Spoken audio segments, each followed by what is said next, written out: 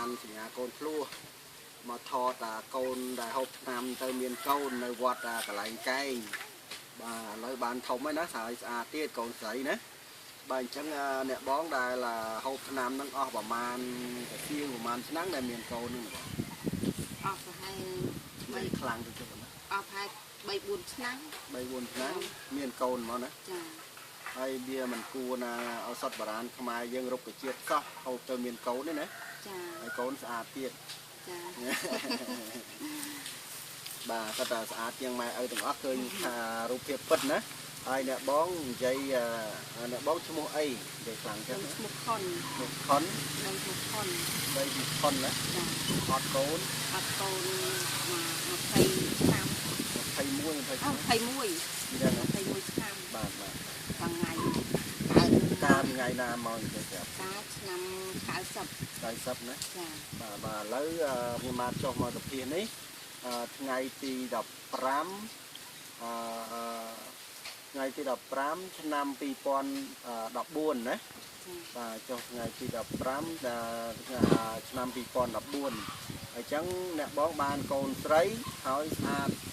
បាទមានពលឹងពលះណាបាទមកហើយគូបឡាហើយចូលទៀតនៅនៅណាបាទនិយាយសំដីអីឆ្លាតហ្នឹងណាឆ្លាតទៅក្លាហានទៀតឲ្យស្អាតទៀតណាអត់ទេខ្លាចទេណាហើយអញ្ចឹងមើលដែលយើងមានកទេមកណាមានកទេមកខ្ញុំសួរតែពីរឿងសួរតែមិនខ្លាំងគូពោះខ្លួនតែគេរៀបរាប់ទៅថាហូបទៅខ្ញុំហូបមានហើយបាទអត់21ឆ្នាំណាអត់21ឆ្នាំហើយអត់សោះចាតាំងពីការមកតាំងពីកៅគាត់មកដល់ឆ្នាំ2013ចូល2012ណាមានហ្នឹងមានកូន2012ឥឡូវចូល2014ណា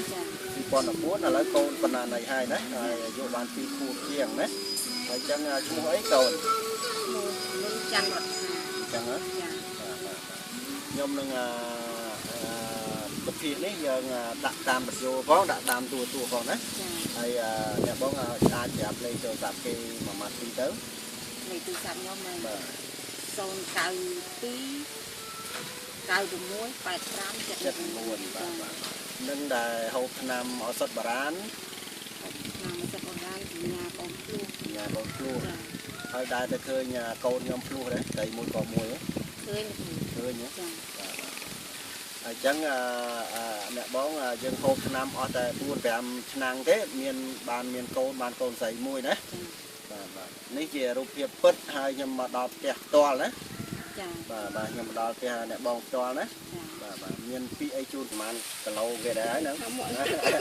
ហើយនិយាយម៉ាត់1គីឡូ10 1គីឡូអញ្ចឹងអរគុណច្រើនណាស់បងណាចាបាទ